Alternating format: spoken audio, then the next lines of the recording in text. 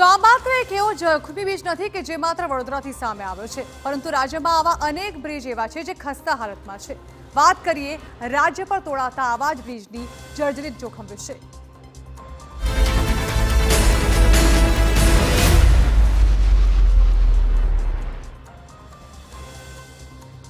તો ગુજરાતમાં હાલ એવા અનેક જર્જરિત બ્રિજ છે જે ક્યારેય પણ સાબિત થઈ શકે છે મોતના બ્રિજ। જો કે લાગે છે કે તંત્ર કોઈ દુર્ઘટનાની રાહ જોઈ રહ્યું છે, પછી કોઈ કાર્યવાહી કરશે। દરરોજ હજારો વાહન પસાર થાય છે, દુર્ઘટનાનો ભય રહે છે, છતાં લાગે છે કે તંત્ર કોઈ કામગીરી કરવા માટે તૈયાર જ નથી। ત્યારે જુઓ રાજ્યના એક જર્જરિત બ્રિજ જે ક્યારેય પણ આપી શકે છે મોતને આમંત્રણ।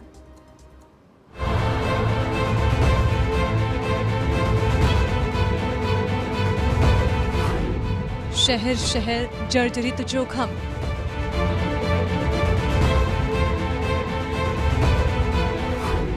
क्यारे पण थई शके छे धराशाय।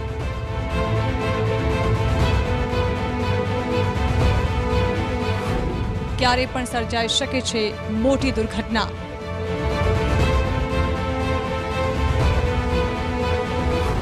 तंत्रने क्यारे देखाशे आ हकीकत।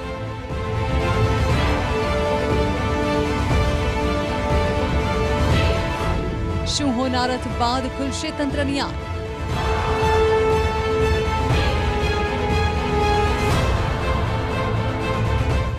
એક નહીં પરંતુ આપણા અનેક શહેરોના બ્રિજની હાલત આવી જ છે। જો કે વડોદરામાં સર્જાયેલી દુર્ઘટના બાદ આ બ્રિજ ક્યારે પણ મોતના બ્રિજ સાબિત થઈ શકે છે।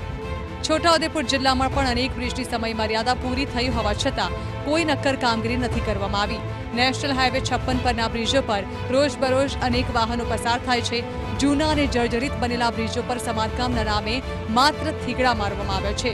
સ્થાનિકોના મતે જબુગામ પાસેનો મેરિયા બ્રિજ ગમે ત્યારે ધરાશાયી થઈ શકે તેમ છે, તો બોડેલી પાસે ઓરસંગ નદી પરનો બ્રિજ પણ જર્જરિત બની ચૂક્યો છે। બોડેલીનો બ્રિજ ઓરસંગ નદીનો બ્રિજ છે, મેઇન હાઈવે નંબર 56 એટલો બધો જર્જરિત હાલતમાં છે કે નીકળતી વખતે જીવ હાથમાં લઈને નીકળીએ કે ભાઈ આ રોડ કેવી રીતના આગળ જવા દેશે। અને સ્ટેચ્યુ ઓફ યુનિટીને જોડતો અને 24 કલાક ધમધમતો રોડ, છતાં બી કોઈ સમારકામ 1 વર્ષથી આ જ પરિસ્થિતિમાં છે। છોટાઉદેપુર જિલ્લામાં 3 બ્રિજ એવા છે કે જે બ્રિજ હવે ખડખડિત હાલતમાં છે। કોઈ નક્કી નહીં ક્યારે પડી જાય। તંત્ર ક્યારે જાગશે કે જ્યારે પડી જાય, માણસો મરી જાય પછી તંત્ર જાગશે। હવે જુઓ નવસારીના સુપા ગામ નજીક આવેલા પૂર્ણા નદી પરના બ્રિજના દ્રશ્યો। અતિ બિસ્માર હાલતમાં છે આ બ્રિજ। બ્રિજમાં મોટી તિરાડો પડી ગઈ છે તો રેલિંગ પણ તૂટેલી હાલતમાં છે। બ્રિજ પરથી દરરોજ મોટી સંખ્યામાં વાહન ચાલકો પસાર થાય છે।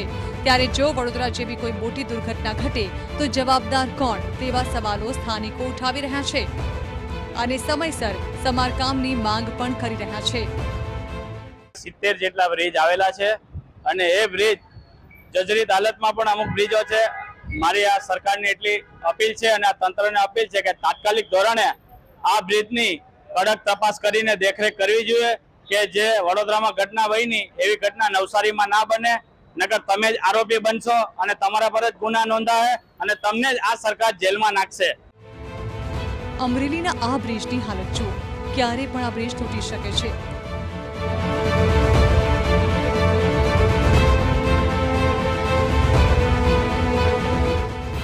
રાજકોટ નેશનલ હાઈવે પર આવેલો જોખમી પુલ ગમે ત્યારે દુર્ઘટનાને નોંધી શકે છે। અમરેલી તાલુકાના નાના માસિયાડા ગામ નજીક આવેલો પુલ અત્યંત બિસ્માર હાલતમાં છે। 40 વર્ષ કરતાં વધુ જૂના બ્રિજના કાંકરા ખરી રહ્યા છે। વાહન ચાલો એટલા ડરે છે કે ભયના ઓથાર તળે પુલ પાર કરે છે। પુલ પરની રેલિંગ તૂટી ગઈ છે। જ્યાં નજર કરો ત્યાં સિમેન્ટમાંથી સળિયા બહાર ડોકિયું કરી રહ્યા છે। પુલની રેલિંગને જરા અડો તો કાંકરા નીચે ખરી રહ્યા છે। આ પુલ એટલો જોખમી છે કે ગમે ત્યારે દુર્ઘટના ઘટી શકે છે અને છતાં પુલ પર વાહન વ્યવહાર શરૂ છે। આ જર્જરિત પુલ અંગે તંત્ર સામે પણ સવાલો ઉઠી રહ્યા છે। શું તંત્ર કોઈ દુર્ઘટનાની રાહ જોઈ રહ્યું છે? જે નેશનલ હાઈવે અમરેલી રાજકોટ વાળો છે તે પુલ 45 વર્ષ જૂનો પુલ છે, તો એ પુલને અટાણે જર્જરિત હાલતમાં છે। જે વડોદરા ઘટના બની એવી જો ઘટના અમરેલી રાજકોટ હાઈવે ઉપર ન બને એ બદલ તંત્ર જો તાત્કાલિક ધ્યાન દે અને પુલનું કોઈ પણ જાતનું નવો પુલ બનાવવો પડે એવી પોઝિશનમાં છે અને વાહનવાળા લોકો પણ ડરે છે હાલતા. જોવે તા એમ થાય કે આમાં કેમ હાલવું.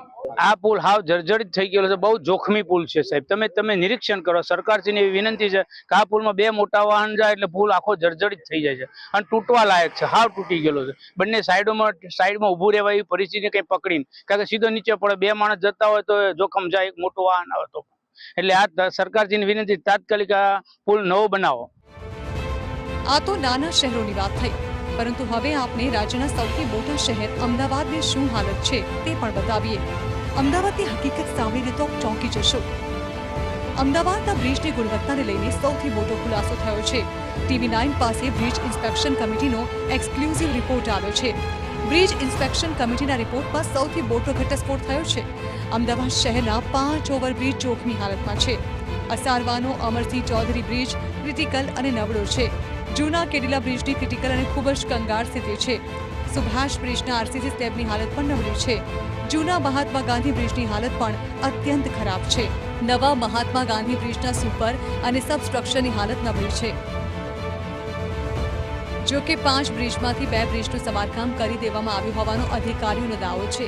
જો કે અહીં સવાલ એ સર્જાય કે અન્ય બ્રિજ કે જેની હાલત ખસ્તા છે તેનું સમારકામ ક્યારે કરાશે.